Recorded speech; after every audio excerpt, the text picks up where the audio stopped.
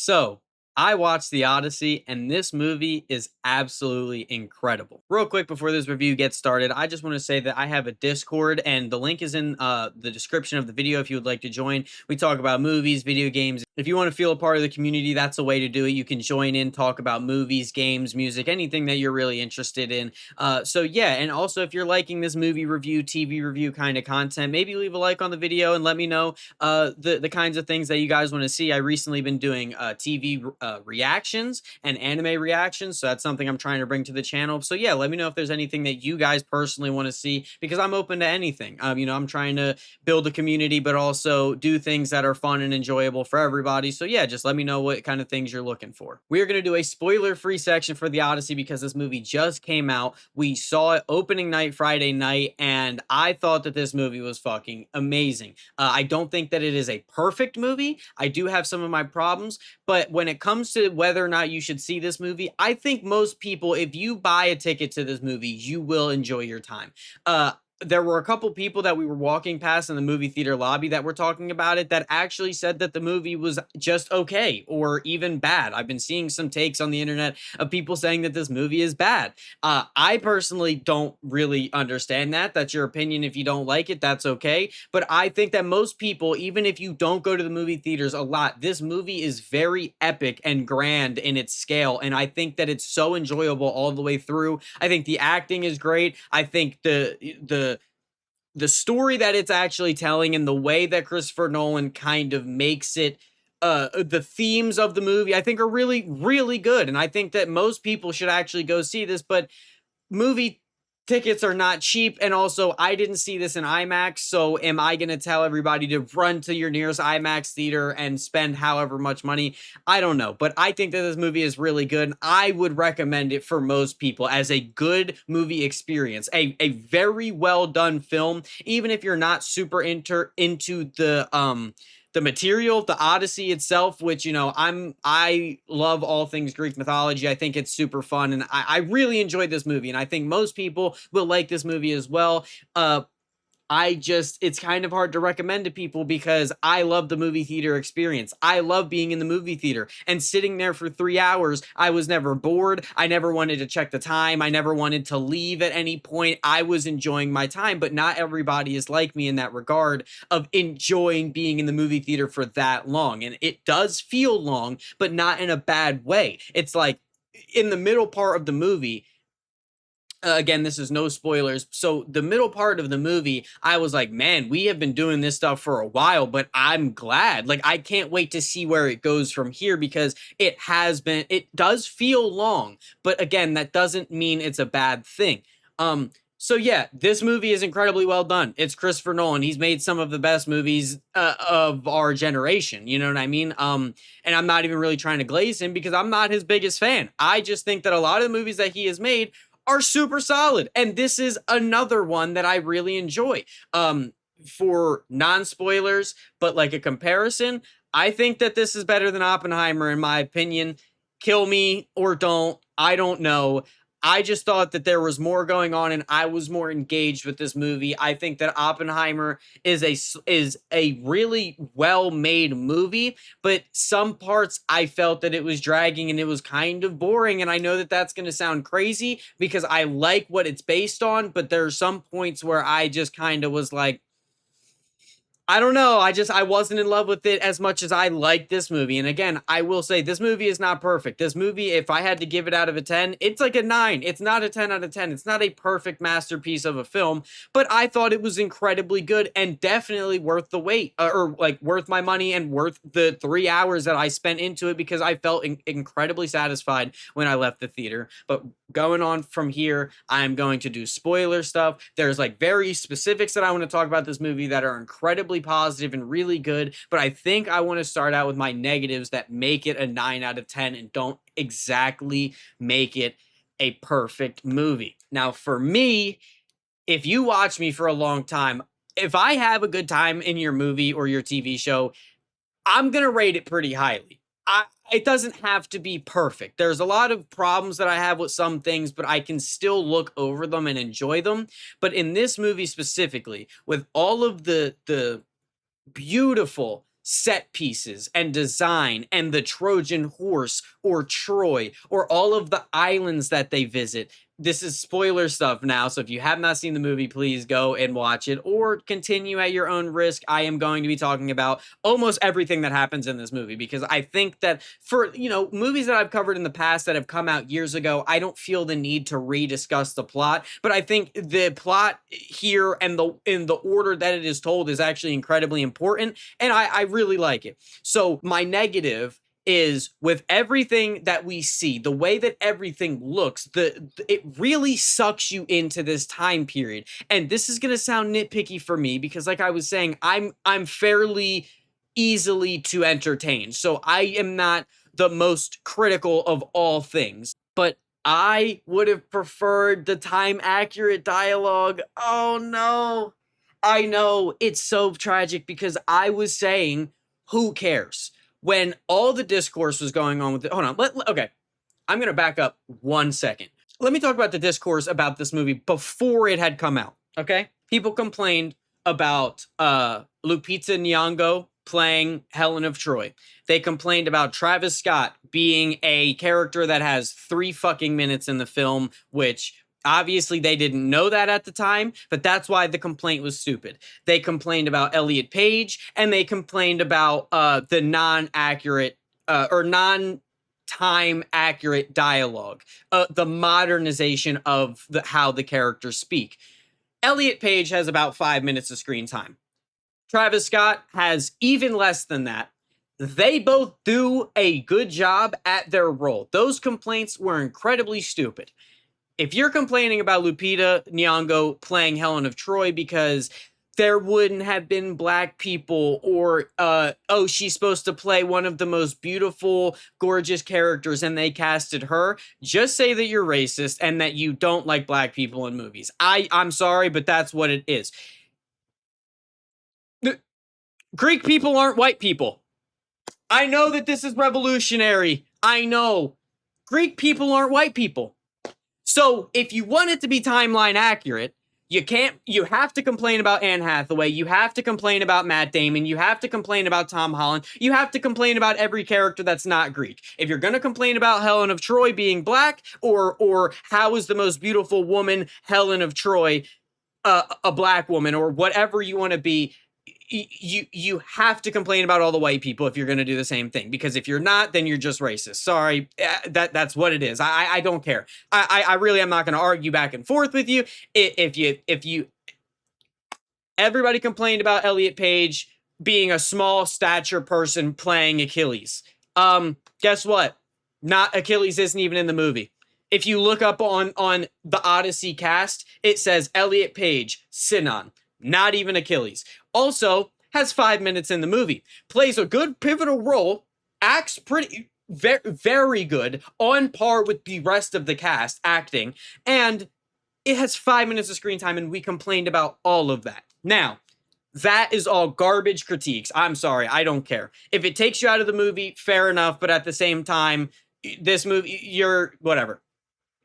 My critique is the time period accurate dialogue. Okay. Before the movie had come out, I said, can we just watch the movie? Everybody has all these complaints and the movie's not even out yet. Okay. I watched the movie and I would prefer the time period dialogue because everything about this movie sucks me into this world. This world where the gods exist, Cyclops exists, witches exist. This is all stuff that actually exists. I get sucked in so easily. And there were some points and some line deliveries that felt so modern. It took me out a little bit. And I was like, would they really have said it like that? For example, in the third act of the movie, one of Tom Holland's best lines in this whole movie is he says to Robert Pattinson, Robert Pattinson plays the villain character, and I'm sorry that I don't remember all of their names. For the main ones that get said a lot, I will try to repeat their names, but if I don't remember their names, I am sorry. I will refer to their actor name. Tom Holland says, what's one more beggar matter at this feast, right? Or something along the lines, basically saying that everybody else that's there are also beggars and they're taking advantage of the situation, which it's a great line, but that line, it's not old-timey old-timey period accurate dialogue, but it sounds like what they would have said. He goes, "What's one more beggar at this feast?" Right? Calling it a feast, calling him a beggar. It's not exactly probably what they would have said back then, but it carries a weightfulness of this time period. But there's a couple of line deliveries in here that make me feel like it's modern day, and it takes me out of this old-timey fantasy movie. And I know that that's probably a nitpick or a critique, because there's a lot of times where when they're talking, it feels old-timey. Does that make sense? It's certain lines and certain deliveries from some characters that take me out, but it took me out enough to where I felt like it deserved to lose a point. I also think that the beginning of this movie is a bit of a struggle. For me personally, it wasn't until they fully were in the Trojan horse that I was like, okay, I'm locked in, and it's like I am here. I feel the spectacle. I feel it. For the first couple, like 20-ish minutes, I was a little like, what are we kind of doing here? I understand it's a 3-hour movie. The first 20 to 30 minutes, that's all set up. That's setting up where everybody is, right? It's setting up where Penelope, or okay, it's setting up Ithaca, how the suitors are all inside the palace, right? It's also setting up Penelope's character, Anne Hathaway's character, on she is waiting until Odysseus comes back. That is the biggest thing. She wants her husband. She held down the fort for her husband. She loved her husband. It sets up Tom Holland or Telemachus. It sets up these characters, what they're doing. It sets up where Odysseus is. He is with Charlize Theron or Calypso. She is telling him, you have to remember, you have to stop eating the White Lotus, or basically explains that he loves the White Lotus. But I felt it was a little jumbled. Like, I wasn't immediately locked in with these characters. Like, I was sucked into the world because I like the set pieces, and I like how Ithaca looks, and I like the inside of the castle, which I know that this was in the original Odyssey, which also I feel the need to say this. I didn't read the original Odyssey all the way through. I might have read it in high school, but I don't remember every little bit. So I don't mind that it's not 100% faithful to the source material. That doesn't bother me, because okay, this is a weird thing that I feel the need to explain, because with this movie also, but even with things like Invincible, other things that get adapted, just anything. This is my thought and opinion, okay? If you want a movie that's exactly the source material, read the source material. I don't mind when creators or directors or people making a film take some liberties. I'm a big fan of Halo. The Halo TV show, it sucked.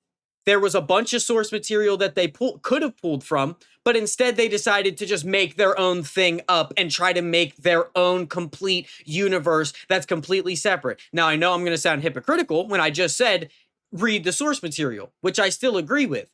But when you make something that's for a niche group, it's okay to take your own liberties, but you still want it to remain originally what the source material was. Not make your whole new shit and just name it whatever the fuck it was. Name it based on the source material. So I don't mind that everything that happened in Homer's original text, I don't mind that that's not exactly one for one here, or he added things. That doesn't bother me, okay?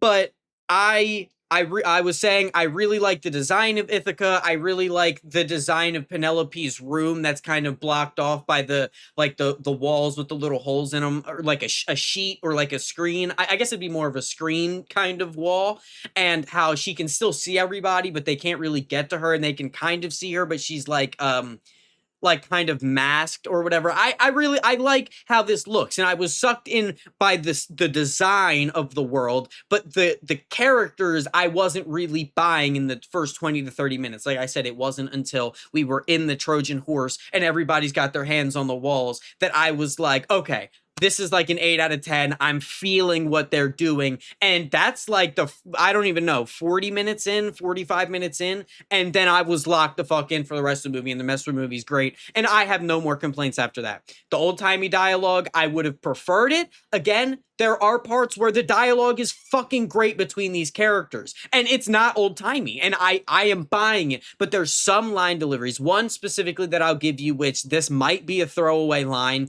And I might be holding on too hard.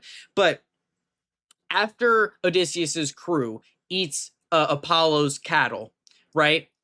He says, "Oh, did you think that running away from me that Helios wouldn't see that you ate his cattle?" And his men are like, "We were trying to hide it from you." And Matt Damon, Odysseus, his line is, and this is a verbatim, he goes, "Well, I wanted you to live, so..." He goes, "Well, I wanted you to live." So that's like, in modern day, when it's like two words or like a saying or like a way of saying something is so known that you kind of merge words a little bit. Like, instead of saying, "I would have wanted you all to live," he goes, "Well, I woulda." They wouldn't have said that. And I understand that this movie is not trying to be exactly what they said. I don't want this movie to be in ancient Greek. I'm fine with it being in modernized English, but there's some deliveries where I was like, why did he say it like that?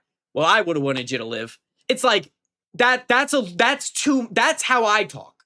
I don't want them to talk how I talk. But that's like kind of a nitpick, but it took me out of the movie. And I'm not going to sit here and lie and act like this movie is perfect when some points I was like, I turned to my wife, and I was like, why did he say it like that? Like, I didn't say that out loud in the movie theater, you know what I mean? But I looked at her and I was like, like, why? But other than the first 20 to 30 minutes kind of struggling to get me in, once I was in, I was in. Okay, now I'm going to go through very specific things of this movie. I'm going to try to move quick. We're almost at 20 minutes. I'm going to try to make this like 25 minutes. But yeah, first, I want to talk about the acting. There's not a miss in this whole cast. Everybody did their goddamn job to the absolute best, okay? I think Tom Holland was great. A lot of people are saying that his acting is boring and bland and he's a bad actor. And listen, I understand that I shouldn't take comments, internet comments to heart, but I just don't see it. I don't. I understand that if you don't buy his acting, but to say he's a bad actor when he is constantly cast for roles, and listen, I understand that like there's some people that get casted that maybe aren't the greatest, i.e., maybe The Rock or Kevin Hart, but like Tom Holland is a good actor. He wouldn't be casted so much if he wasn't. Is he the best actor in this movie? I don't think so. But to say that his performance was bad is like, is it? I don't think so, because Christopher Nolan handpicked his cast, and this movie is fucking great, and Tom Holland is a part. I don't see it. I think Tom Holland is Telemachus. I want to say Telemachus, but I don't know exactly how the pronunciation is. I've heard it both ways, and I think it's Telemachus, but I thought he was great. I thought that Robert Pattinson was very good in his villain role. I thought he was also very funny at the end of the movie when he's like, use the shield,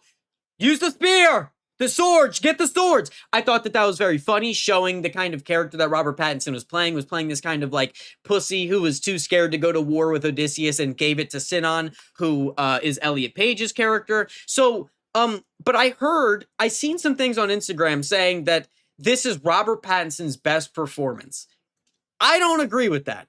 I don't think that he did bad. He did great. But Robert Pattinson is a great actor who always does great. But his best performance out of any movie he has ever been in dude, are we sure? The Lighthouse, The Batman, the Drama. Like, these are movies that I have recently seen that, like, I understand that's a little different. Robert Pattinson plays a villain role that's not like, he's important to the Ithaca plot and to Odysseus's plot at the end as well, but he's not like the main focus of the movie. And in the Batman, he's the main focus of the movie. But like, I thought he's had either on par or better performances. I feel like this is just a day at the office for Robert Pattinson, and I don't think that he was the his best role. Matt Damon is fantastic as Odysseus. Everybody it does their goddamn job in this whole movie. Cersei is incredible.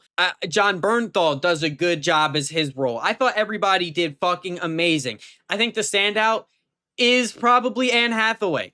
She did really, really good as the wife who waits and is loyal but is also smart and feels like she earned the right to stay. I thought everybody did their job. I thought it was fucking amazing. I thought Travis Scott did really good. I thought all of these characters were really well acted and really well done, and I was locked in and nobody had a bad performance in my opinion. The lighting in this movie is really good. This whole movie, I said, is lit by bonfire and like wood fire that would be burning all over the place, but it all looks really good. And that's what is sucking me into this world so well, is the lighting and how everything looks. And the Ithaca Hall where they do all the feasts and Robert Pattinson and Tom Holland are dealing with their things, the lighting in there is so good. I thought it was all really great. The cave scene with the Cyclops, it's lit by just a small fire, this giant cave. They do a thing where they kind of knock the fire out and it's like, or there's only one area that's lit up and the giant is picking up people and you just see his giant. Super well done with the lighting. I really like it a lot. The witch scene where they're on the island, the Cersei scene when they're all pigging out, it's again lit by fire and it's like it puts this eeriness to it, but also it just locks you in. I don't know how to say it. The lighting was great. The sound in this movie, it's so good. I've also heard people saying that the sound design on this movie is shit, and I don't get it, dude. The siren song scene where they put the earwax and it muffles the sound and you hear what the soldiers hear, and for that scene it takes place from the soldiers' perspective and what they're hearing, and you see Matt Damon give that incredible performance where he's crying and yelling and begging, and it's so good. This movie is very good. Besides for the complaints that I just gave, everything about this movie is not bad whatsoever. It's so good. Also, real quick with the lighting, when they're in the Trojan horse, it's lit in there, maybe more than it should be, obviously, so you can see the actors, but like the small cracks in the Trojan horse because they built it by hand, so that works as like a lighting source. I thought that was so fucking good. Back to the sound, when the Cyclops does his big roar and when he's talking and making his like kind of making his curse or whatever, the roar, the loudness. I really like the thunder when Odysseus is like his ship is getting destroyed and he's losing his men. I thought it was really good, but the number one standout thing besides the siren, because I think that might be like my favorite scene in the movie, it's definitely up there, is the bow pluck. When he plucks the bow, I think it happens 3 times, the rule of 3. I think it's either 3 or 4, but they set it up enough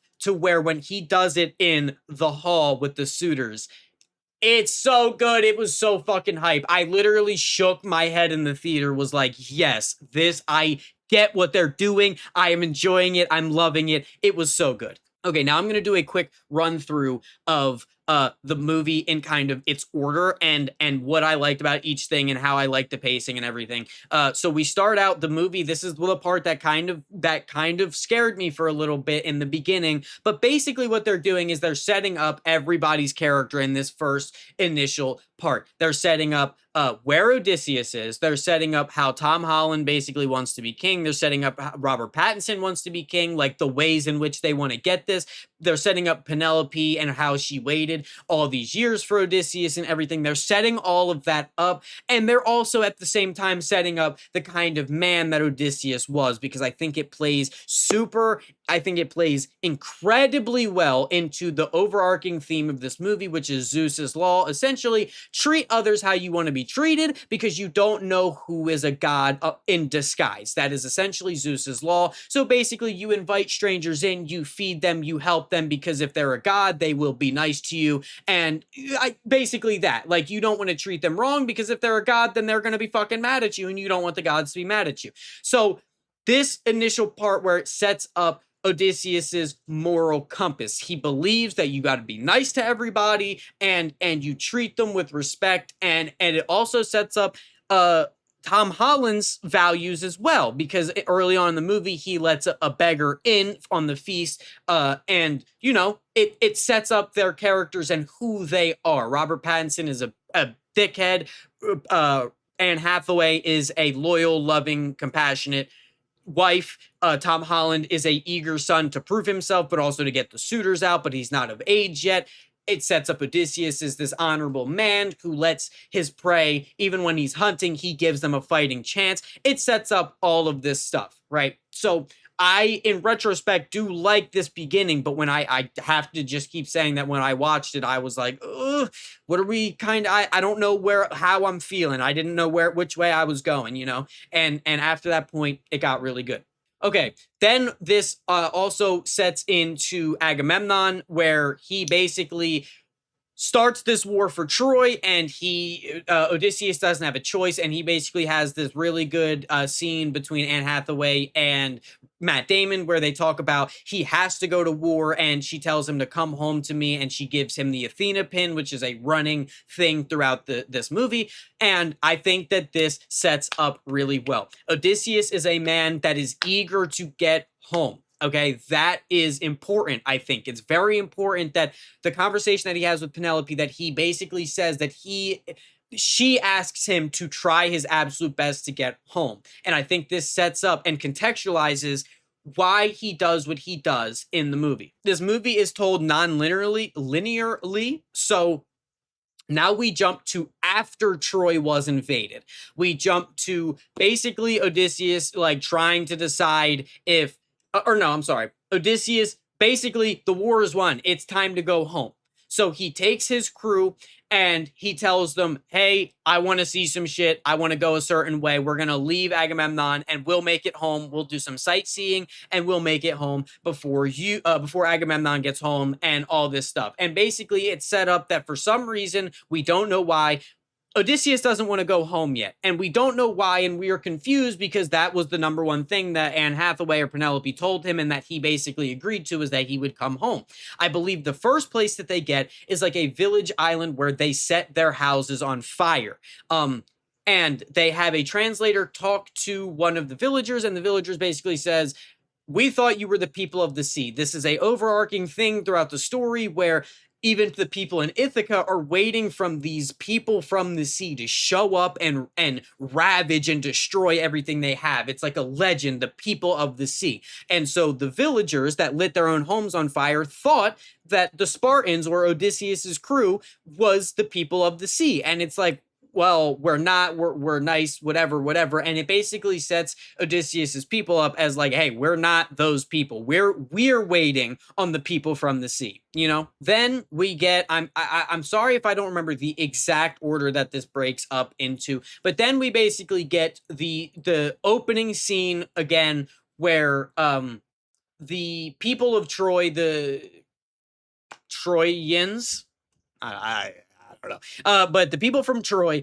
they see the Trojan horse, they stab Elliot Page, and basically take the Trojan horse in. And this is where I was locked into the movie. I was like, okay, bet. Like, they're all in this motherfucker waiting. One thing I had a small problem with. Okay, this is another complaint that I had that I just thought about, which it's not that big of a deal compared to the other ones, in my opinion. But I have a weird sense of scale with this movie. The Trojan horse didn't look that big to fit all of those men until they were climbing out of it with a rope and looked like little toy soldiers hanging off the side of a real horse. Like, maybe it's not that big, but like when it was on the beach, it didn't look as big to fit however 100 men or however many people were in there. And also, there's a couple points in this movie where Tom Holland's character is on the road, but he's like within viewing distance of the Ithaca castle, or at least if he's not, the way that it's cut, it makes it seem like he can see his home from where he's at. And like,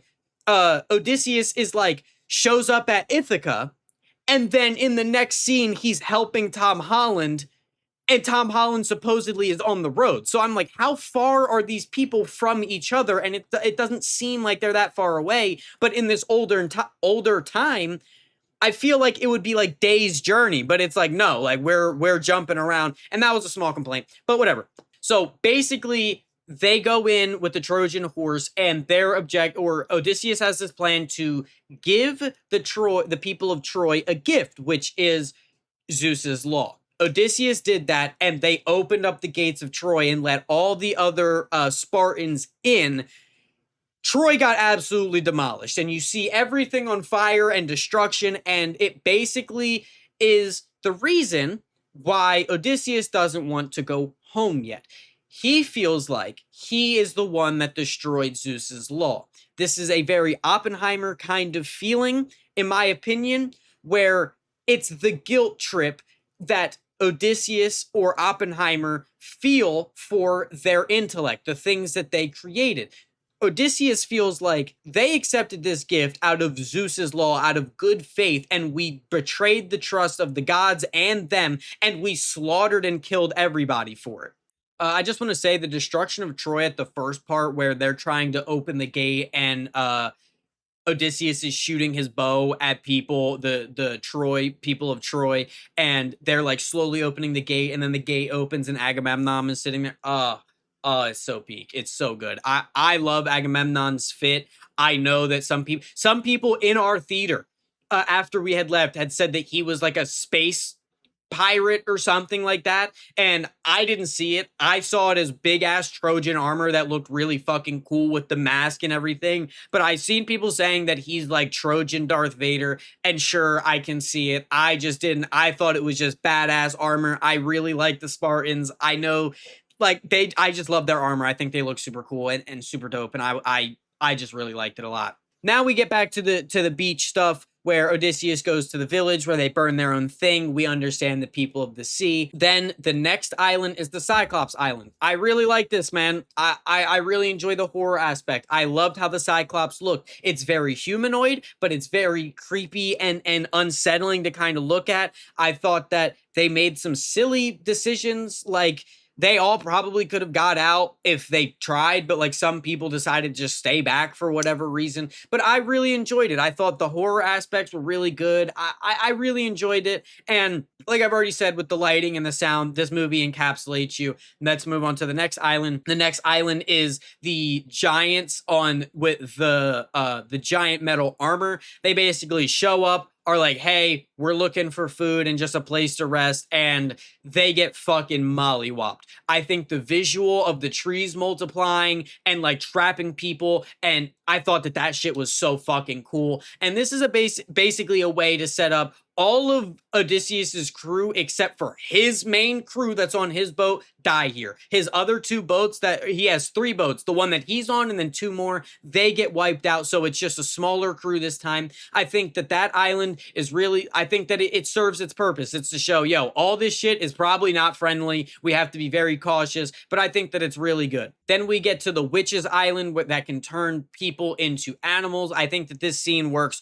really fucking well. I think this works so good. I think the actress for Cersei, I'm sorry I don't know her name, she did really fucking good. And I think that this is part that also contextualizes a lot of the movie for them. So basically, Odysseus is told to stay at the boat. He does. He hunts a deer, which turns into a human. He realizes that shit is not sweet here. There's problems going on. And basically, Cersei turns Odysseus's men into pigs. And because they essentially are, the things that they have done are piggish. They feast and feast and glutton and all that kind of stuff, and they're bad people. This movie is basically telling you that even though Odysseus is this hero's journey, it's a triumphant thing, the fall of Troy. These are not good people. And Odysseus is the only person that actually has the guilt of it, where I think that this plays into why Odysseus was allowed to go home, because all his men thought that they did the right thing. Odysseus felt guilty for the things that he did, where his men did not. but basically she plays this role of like the scared woman who these men are about to attack her, even though they never do. And I don't actually think that Odysseus's men are the worst, but it's the movie telling you that they literally are pigs because Circe turns them into it. This scene is guttural, it's gritty, it's raw. She is literally reaching down these dudes' throats and molding them into pigs. It was like, oh my God, like, dude, what am I watching? And it was so good. But basically, Odysseus asked her to turn them back into human, and she was like, "Well, they attacked me." And he goes, "Well, did they?" And she was like, "No, but they would have." And it's a kind of way where it's like, okay, they didn't attack her, and they actually have some respect and weren't going to be vicious animals, but they kind of already are those things. And the line, "Go back into your costumes or your disguise," she says, that's really good. I really loved it. I thought it was really great. He basically talks to her and asks like, "Yo, how can I figure out what I need to do to get back home?" Or I forget exactly, but he has a conversation with her, and she basically says, "If you go west till a certain point, you will get to Hades, or on the edge of Hades." And this brings up a really cool scene where he basically goes and talks to his former soldiers. He has to sacrifice a couple things, and it's such a cool visual. It's just like ashen land, and all these soldiers rise from the ashes. It's such a cool visual. I really liked it. This is where we get the rest of Elliot Page talking about Sinon Sinon talking about what the journey that Odysseus is going to currently be on, and it's just super good. It's just super good. So then, yeah, from there they leave. Another really cool visual of all the soldiers chasing after them as they run back to the boats. And basically, Odysseus is told, "Hey, all your people are gonna die. There's nothing you can do about it. They're gonna eat Helios's cattle, and you're gonna try to stop them, and they're gonna do it anyway." And I think that he basically spends the rest of this trip knowing that and knowing all this stuff. And even at this point, his crew doesn't trust him. They kind of formed a little mutiny and they don't listen to him, which he uses to his advantage. But this brings us to the siren scene. Absolutely excellent. Literally 10 out of 10 scenes. So fucking good. The wax and the muffling and seeing Matt Damon's acting and also have somebody take the wax out because they're interested and seeing them jump in because they're not tied down is super fucking good. I love this scene. It's absolutely incredible. We get to the whirlpool and the pass, and Odysseus knows that they're not going to listen to him, so he tells them, "Hey, go past or try to go past the whirlpool." And they're like, "No, we're not going to listen to you." Then a couple of people get eaten by this six-headed creature, and that he knew that was going to happen, but he didn't care because instead of trying to save everybody, he saved some. Those other people had to die. And then we get to Helios's cattle island where he basically says, "If you eat this cattle, you are all going to die." And they're like, "Fine." And then weeks go by. They can't leave the island and they end up eating it. A character that I didn't mention so far has been Athena, Zendaya's character. This is my main reason for believing that the gods are real in this movie. Okay. Zendaya or Athena directly leads him to them eating the cattle. This is where that line that I mentioned, "Oh, I would have saved you all," or whatever he says, that kind of took me out of the movie.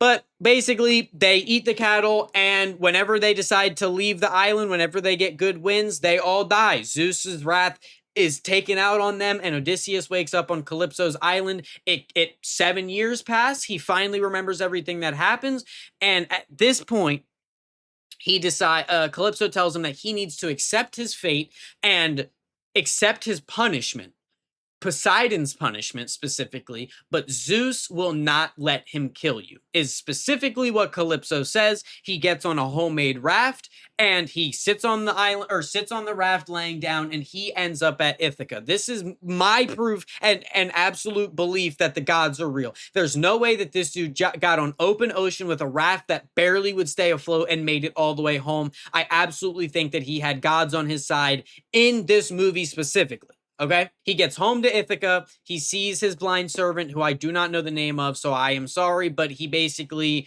tries to help out and kind of get a feeling for the situation where what is going on. He helps his son escape death, and he also basically talks to Penelope, and this is probably the best fucking scene in the movie, which I know I've said that a lot, but the best scene of this movie is Matt Damon being the beggar, but telling Penelope the story of Troy from his perspective on actually what he did. He basically says everything that I've already said. He abandoned Zeus's law in order for Odysseus to get home. He abandoned his morality in order to get home to his wife, but in doing that, he lost who he was. So the man Odysseus of Ithaca that was loved by Penelope, he kind of gave that up to get home to her. And when he realizes this, that's why he doesn't want to go home, is because he feels guilty for what he did and he can't return home as a different man than he was.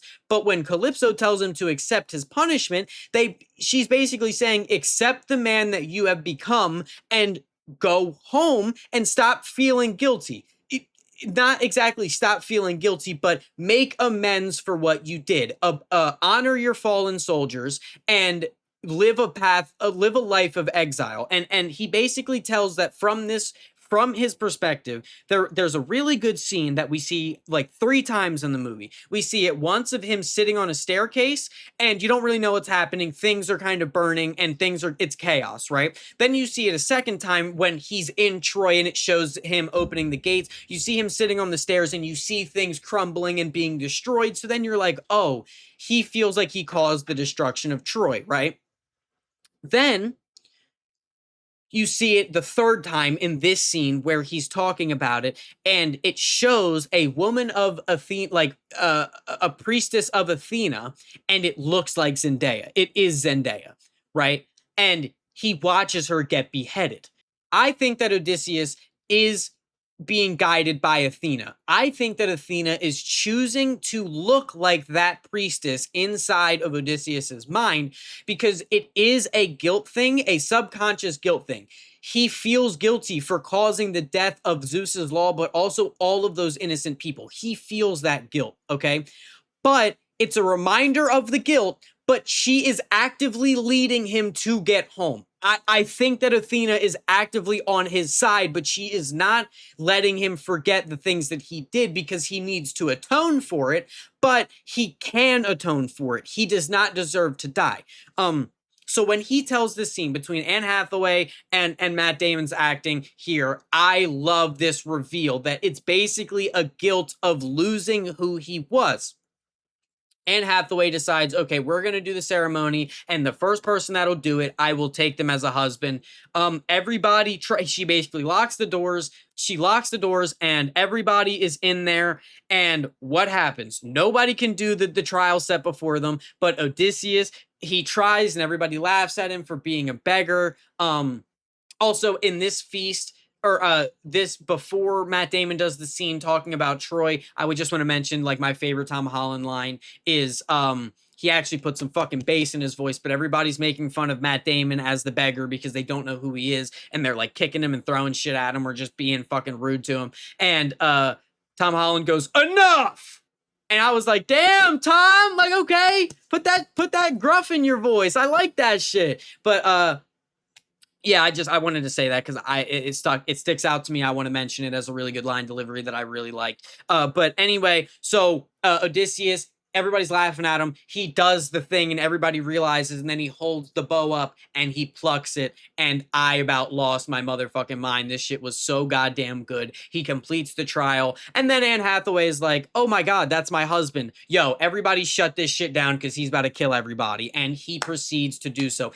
Once Odysseus gets back to Ithaca, this movie is 10 out of 10. There is some stuff beforehand that I was just like, oh, like it's still 9 out of 10. It's still great. It's fantastic. It's amazing. But I didn't like, it's not perfect, but this final act is perfect in my opinion. This shit is very good. Very good. Yeah, so basically he wipes the floor, he gets injured really badly, but at the end of the movie, he crowns Telemachus or Tom Holland to be the king of Ithaca, and then him and Anne Hathaway sail west like they've been planning the whole movie to honor the fallen ones, and I thought it was really, really good. I really like this movie. Tom Holland realizing that Odysseus is his dad is really good. Tom Holland kind of learning to fight and helping his dad at the end, really good. Robert Pattinson's acting of being scared and dying, really good. This movie's really good. I really like this movie. Besides for the small few complaints that I had, which honestly I feel like I'm nitpicking myself, but I'm not gonna lie to myself and say it's a 10 out of 10 when I don't think so. I'm sorry, I'm not gonna lie.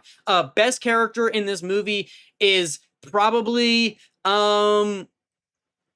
best character award will go to Penelope. We'll give it to Anne Hathaway, even though I think Odysseus obviously has the most of the movie, and I really like the kind of guilt and stuff. I think Anne Hathaway really killed it in this movie. So yeah, I know that this review is long as shit. I'm sorry about that. Let me know your thoughts and opinions. If you liked the movie, if you thought it was bad, if you thought it was good. I really want to talk about it, so let's talk about it. Yeah, have a good day, and thank you for watching.